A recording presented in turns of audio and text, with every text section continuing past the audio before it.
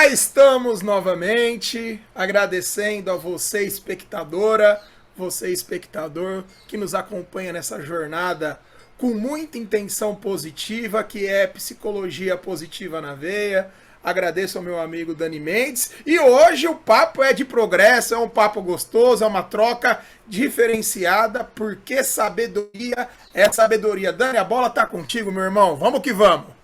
Vamos que vamos. Obrigado, Gabs. Bom dia, boa tarde, boa noite ou boa madrugada, seja a hora que for que você vai escutar ou ver a gente, né? Vamos falar de sabedoria hoje, né? Uma das 6 virtudes que a gente já explorou um pouquinho a semana passada, né, Gabs? E hoje escolhemos falar da sabedoria.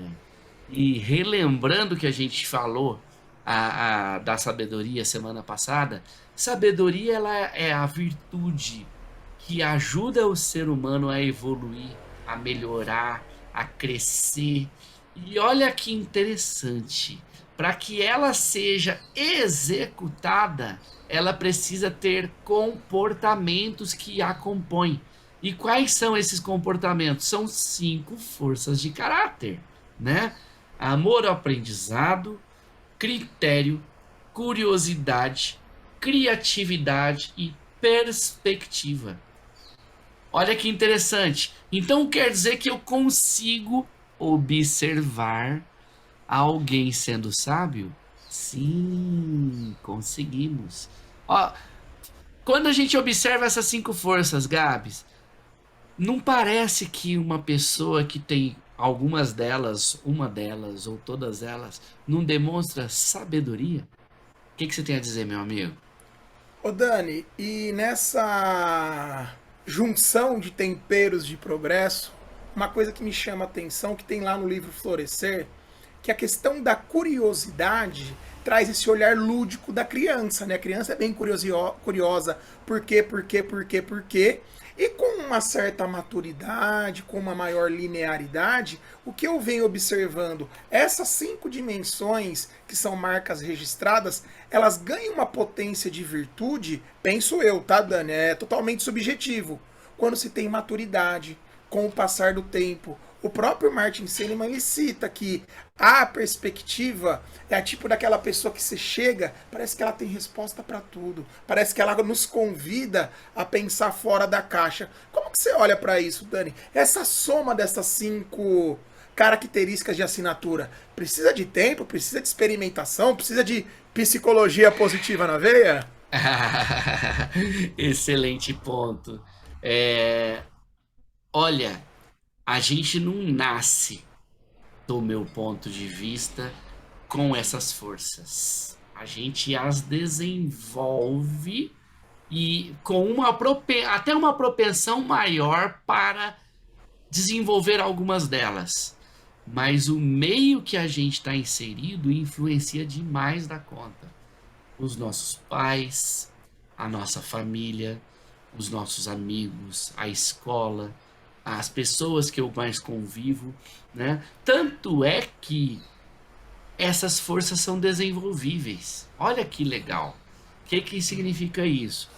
Vamos supor, eu faço lá o relatório do VIA e a minha última força de caráter deu, por exemplo, lá humildade. E a gente gosta de dizer na psicologia positiva que a psicologia positiva diz assim: tira nota azul, pelo menos, em todas as forças e busca destacar e usar aquelas que você mais aprecia. Que seria a sua assinatura, as top 5, né? Então, se a minha 24ª, que é a última, é a humildade, eu posso observar e aprender o que uma pessoa que tem a força da humildade faz, né? E passo a prestar atenção nos meus comportamentos para que, através das situações que eu vivo ou que eu venho a criar, eu consiga desenvolver a humildade, no mínimo, para passar de ano, vamos brincar assim, né? Porque o problema que acontece é quando a gente não consegue usar um mínimo de todas as forças, né? E, por exemplo, até para explicar a humildade, né? Que está fora da sabedoria, mas só para ilustrar isso que a gente está falando. Quando eu cresci, eu cresci ouvindo meus pais falando, você precisa ser humilde. Mas eles me explicavam que ser humilde seria a capacidade e simplicidade de eu conversar desde um porteiro faxineiro da empresa, que teoricamente tende a ser uma pessoa mais simples, com uma formação menor, até o CEO, o presidente da empresa, que teoricamente tende a ser uma pessoa com mais estudo, com mais vivências, experiências diversificadas, por assim dizer, né? Isso é inteligência social entre as forças de caráter. Estou eu ter a capacidade de ter empatia, de me adaptar para conversar com diversas pessoas diferentes. A humildade, segundo o VIA e a psicologia positiva, sou eu não ofuscar outra pessoa brilhando. Então, se você está explicando algo que você manja, você está aparecendo de uma maneira brilhante, e eu manjo tanto quanto você ou mais do que você aquele assunto, não ser humilde sou eu querer brilhar do seu lado e ofuscar um pouco o seu brilho. Então, quando eu percebo que você está brilhando e eu sei tanto quanto você ou mais, é o seu momento de palco, não é o meu. Ser humilde é eu ficar na minha. Deixa o Gabs brilhar, né? E aí, ao contar o comportamento que a gente tem, pensamentos que a gente tem, atitudes que a gente tem, eu posso me treinar para desenvolver essas coisas, né? Voltando para a questão da curiosidade. Você falou curiosidade e perspectiva. A curiosidade tende a ser uma virtude, uma força da virtude e sabedoria que é muito latente e até super funcional nas crianças, conforme você trouxe. A criança tudo quer perguntar, mas por quê? Para quê? O que é isso? Para que serve isso? E nós adultos acabamos cortando um pouco esse comportamento da criança e boicotando ela de ser curiosa, né? Olha que curioso, né?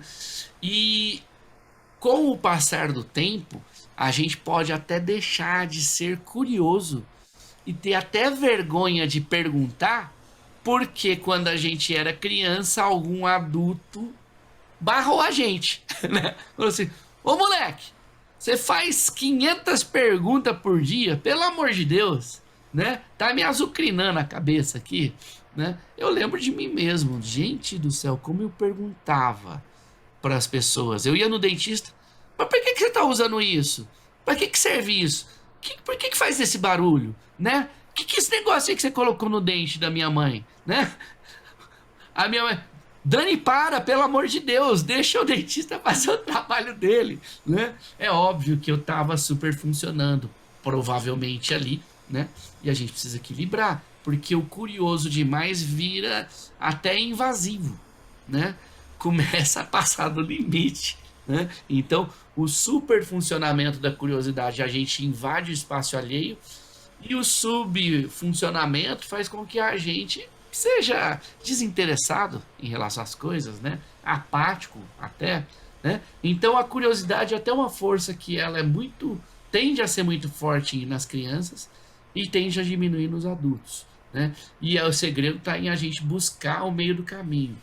E a curiosidade, ela anda junto e tem a maior correlação dentre as 24 forças com o amor ao aprendizado. Enquanto que a curiosidade busca amplitude, diversidade de conhecimento e até um pouco raso, né, mais generalista, o amor ao aprendizado gosta de aprofundar o repertório, memorizar o repertório, usar aquilo com mais detalhes para compreender e correlacionar com outras coisas, né? Então, já estou até falando do amor ao aprendizado junto, né? E a perspectiva?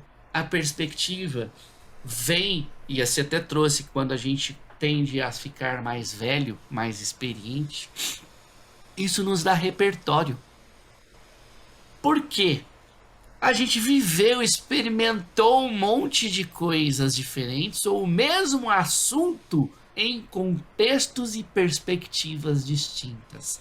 Isso faz com que a gente consiga aconselhar melhor alguém, expandir a visão sobre determinado assunto e, com base nisso, ajudar as pessoas a resolver problemas, né?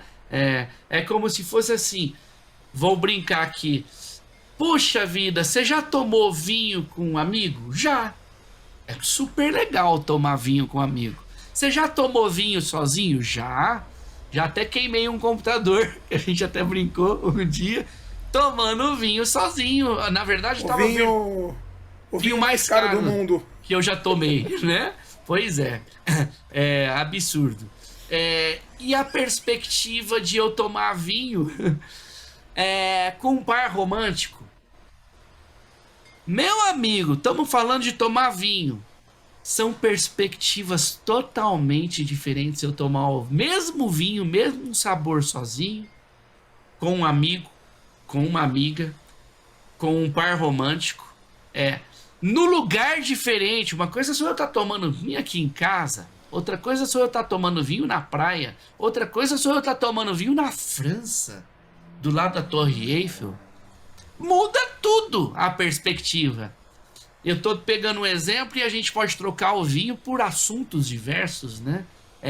Por relacionamento entre as pessoas, por resolver problemas de trabalho, né? Até pegando um gancho, Dani, que você Aham. falou sobre a humildade, uma perspectiva que eu tenho apreciado muito nesses 2 últimos anos. Nós que convivemos com pessoas do mundo corporativo, seja num plano de desenvolvimento individual, numa consultoria executiva, existe uma comparação muito grande em pessoas virarem e falarem: nossa, não é nem tão bom, não é nem tão boa, e tá lá dando resultado. E às vezes as pessoas sentem, né? Elas sofrem com isso. E eu venho aprendendo que a humildade é o tipo de pessoa, é o tipo de processo que deixa os resultados falarem por si só.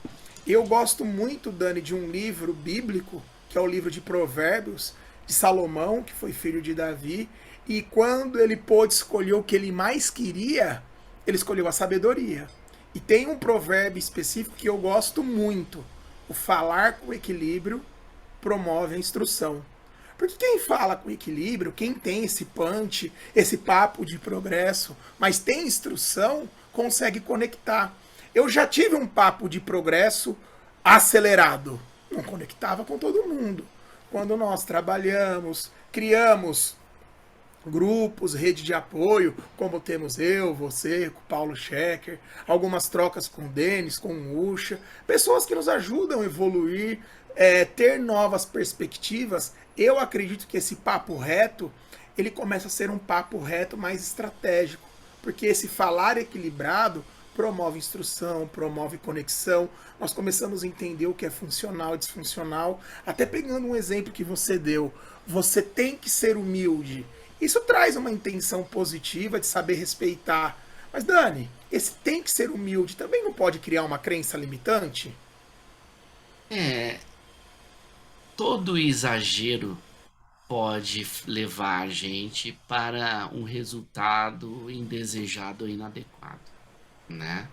É, porque, por exemplo, um excesso de humildade, pegando até na maneira que meus pais colocavam, ou mesmo na maneira que a gente olha no Via, pode fazer com que a gente não consiga se posicionar perante um momento que a gente tem que falar. Pode gerar vergonha, por exemplo, né? A vergonha de se expor pode ser um fruto de um excesso de humildade, de falta da virtude coragem para se colocar, né? Porque olha o detalhe, a humildade ela tá na temperança. Temperança tem a ver com não agir e pensar antes. Se eu não ajo e eu super funciono, eu não entro em ação. Vergonha sou eu não entrar em ação. Eu evito o palco, eu evito me expor. Eu fico ali no meu lugar porque eu posso ter medo do julgamento, do que as pessoas vão falar de mim. Então, excesso de qualquer coisa tende a ser prejudicial pra gente, né? De não conseguir se posicionar de uma maneira adequada. Eu até escutei um podcast esses dias que eu não vou me lembrar qual, infelizmente, mas a pessoa estava conversando, disse assim: sabe por que que a gente faz a mão assim, ó? Você sabe? Essa posição de reza? Isso aqui significa o Para caminho do agradecer? meio. É o caminho do meio. Não é nem direita e nem esquerda. É caminho do meio. O caminho do meio, que é do budismo, né? É o melhor caminho, que é do equilíbrio, que é o que Aristóteles falava das virtudes, né? Se eu sou exagerado na coragem, eu fico imprudente, Torna uma pessoa inconsequente, né? totalmente inconsequente. Se me falta coragem, eu não entro em ação, eu fico covarde. Olha que interessante. Então, o caminho do meio de quem tem coragem de maneira equilibrada é entrar em ação, mas com prudência, com temperança, de uma maneira. E olha que coisa linda, né? Eu até acho que. Aí é Dani falando, tá? Eu acredito que talvez o melhor dos mundos seria a gente conseguir desenvolver bem uma força de cada virtude. Uma força só de cada virtude já dava para dar um belo de um balanceamento na vida aí, né? É, uma da sabedoria, uma da coragem, uma da humanidade, uma da justiça, uma da temperança e uma da transcendência. Porque aí eu equilibro os principais comportamentos que a gente precisa ter. Porque sabedoria para evoluir e melhorar continuamente, coragem para eu entrar em ação, humanidade, para eu ter relação um a um, igual eu tenho aqui com você, boa. Justiça, para eu ter relação coletiva com os outros. Temperança, para eu equilibrar e verificar se o que eu pretendo fazer impacta negativamente alguém. E se impactar, eu preciso ajustar. Porque para que a minha coragem seja uma coragem que não faça mal e não atropele, né? E transcendência para que eu tenha uma sabedoria, uma evolução, uma melhoria, onde eu consiga perceber um significado maior na vida, né? É uma sabedoria mais sutil. Olha a apreciação e a beleza e excelência. Cara, tem um quê de abstrato nas forças da transcendência. Por mais que a gente tente explicar, não é uma explicação tão óbvia e tão absoluta Não é quanto matemático, né, não é Dani? matemático. Se eu Não é pego amor ao matemático. aprendizado, eu consigo ir lá e avaliar uma pessoa. Num critério também, numa perspectiva, né? Numa criatividade. Agora, se eu pego amor ao aprendizado e excelência, cara, como que eu vou, entre aspas, avaliar e definir e colocar de uma maneira cartesiana isso? É mais sutil, né? Humor. Olha o humor é super sutil, tem uma subjetividade. Claro que tem mecanismos que tendem a fazer com que a maioria de nós caiamos na gargalhada, né? A contradição, o inesperado, né? E por aí vai. Mas o humor também é uma força que, meu, ela é abstrata, ela é sutil, né? Eu acredito, Dani, que a transcendência é o que ajuda a reiniciar a Matrix. Uma das coisas que me emocionaram muito na pós de neurociências. Inclusive, quero fazer um convite para quem está nos acompanhando. Tem um vídeo lá sobre o meu TCC que eu fui aprovado, Dani. Aê! O YouTube já parou para pensar, Gabriel Ferraz. Neurociências é um bom papo de progresso, assim, com a psicologia positiva na veia. E já tem estudos, Dani, de grandes universidades, grandes cientistas, falando que quando a pessoa se permite a práticas meditativas, a práticas que geram a transcendência, uma boa risada, ouvir uma música, realizar uma prece, uma oração, o ser humano ele se reconecta. E para mim, Dani, olhando aqui para essa virtude, porque para mim virtude é tudo aquilo que nos dá potência. E o valor é o que nós valorizamos, né? Porque nós fazemos o que fazemos, a nossa marca registrada. Que eu acho interessante, o sábio é o tipo de pessoa que resolve um problema sem arrumar outro. E algo que me chama atenção na criatividade é nós olharmos antigos com uma nova mentalidade de aprendizado, conseguindo pensar em formas e estratégias para resolver problemas recorrentes. Nós somos seres comportamentais, né? Citou Aristóteles, todo o excesso tem uma falta. Como que você olha, Dani, para essa composição da curiosidade, da criatividade, do amor ao aprendizado, levando isso para o ambiente corporativo? Vamos falar na hora de pagar os boletão, na psicologia positiva na veia. Como que você tem levado isso para as pessoas, para esse olhar mais business da coisa? A sabedoria, e aí a gente já falou um pouco de amor ao aprendizado, já falamos um pouco de curiosidade, já falamos um pouco da perspectiva. Das 5, falta detalhar um pouquinho mais a criatividade e o critério, né? Você citou a criatividade agora, e dá para conectar essas outras que eu acabei de dizer também com a questão do negócio. Cabe no caldeirão, Dani? Total, total, total. Eu acredito, Gabs, que quando a gente pensa em negócio, a sabedoria tem muita relação com a gente conectar com pesquisa e desenvolvimento dentro de trabalho. Em inglês chama R&D, né? Research and Development, né? Então, pessoas que têm forças da virtude, sabedoria desenvolvidas, são muito boas para trabalhar em novos projetos, em desbravar coisas novas, em trabalhar com inovação. Murilo Gans, se não me engano, ele fala que inovação é pessoa física sendo criativa, emitindo nota fiscal para pessoa jurídica, né? Então, criatividade é a pessoa física e a inovação é o corporativo com as várias criatividades atuando juntas, né? Olha que legal, que interessante. E criatividade, ela é o fato da gente fazer algo de uma maneira nova. Não precisa ser algo grandioso.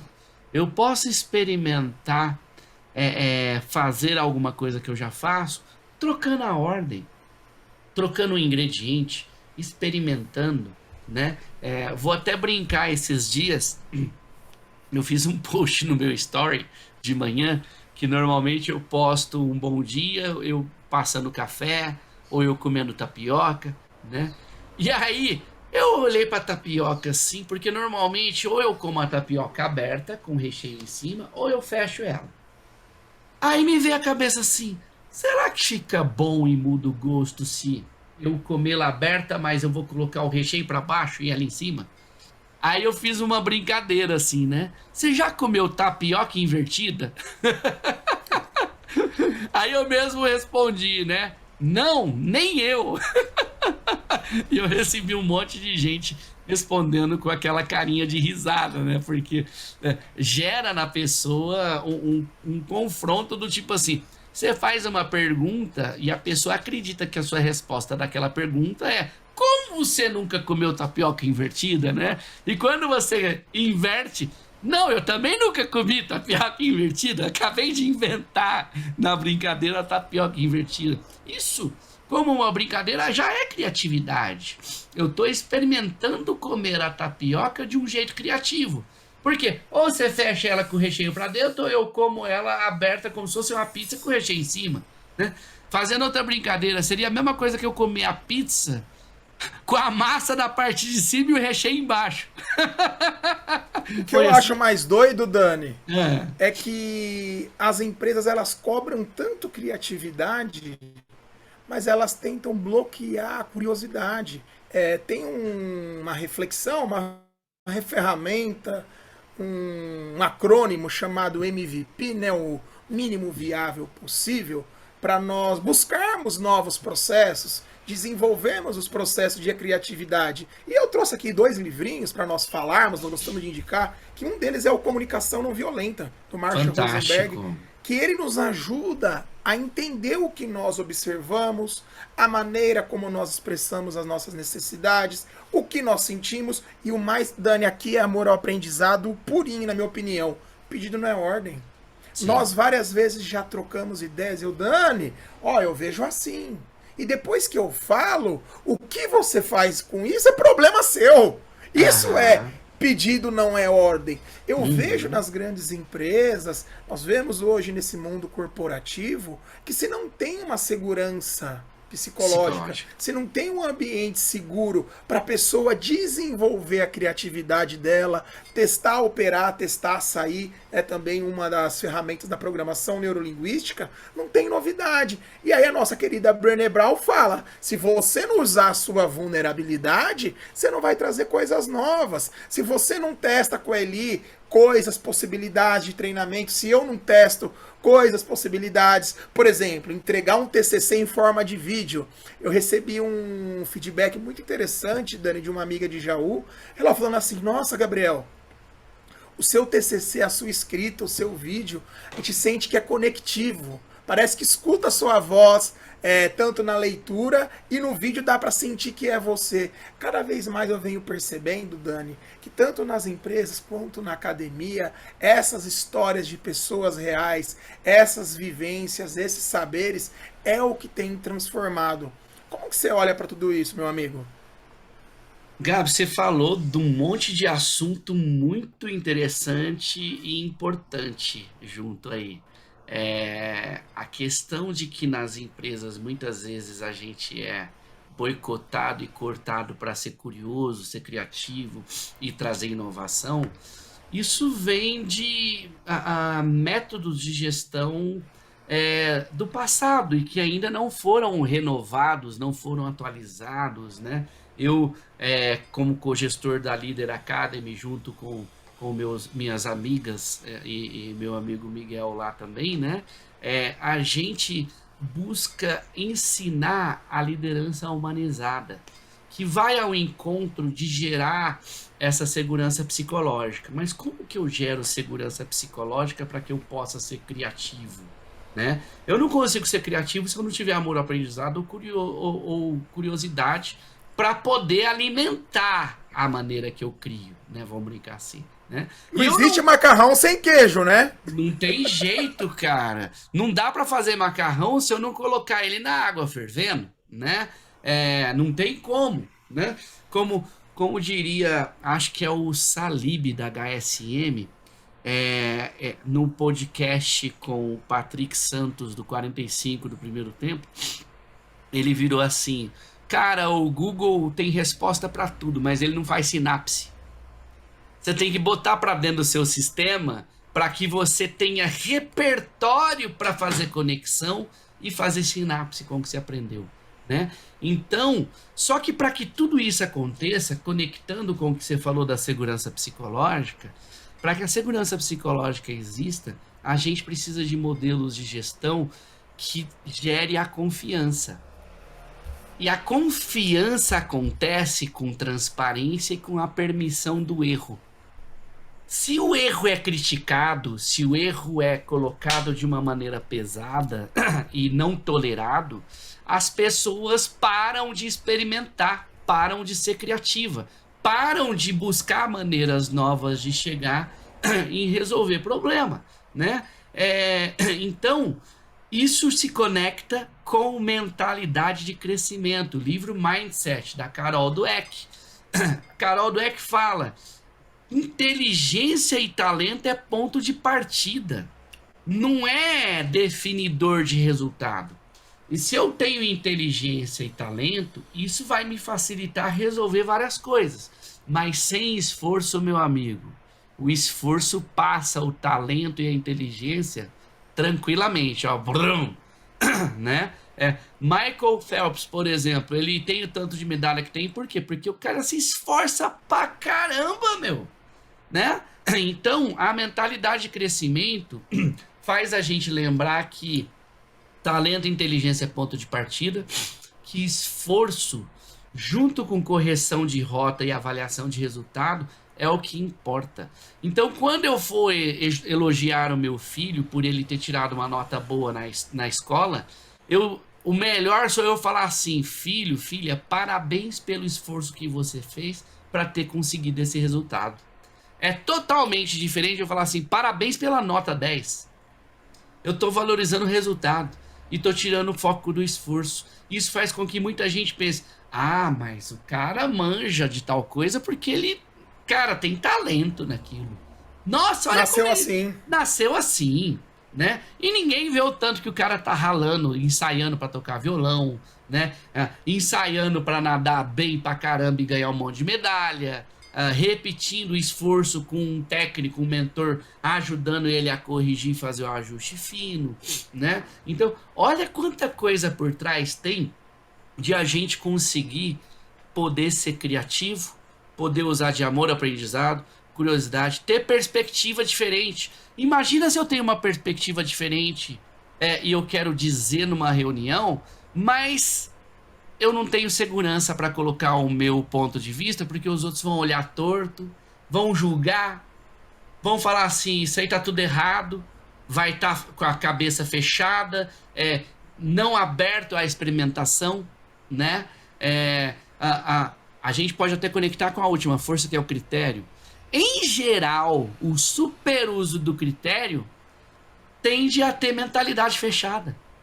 Porque acha que o critério dele é o certo, os outros tá tudo errado, né? Verdade absoluta, né? A verdade absoluta, né? E o critério usado na medida certa faz parte da conta eu mudar de ideia. Às vezes a gente tem mania de conectar no senso comum quem é criterioso com ser sistemático.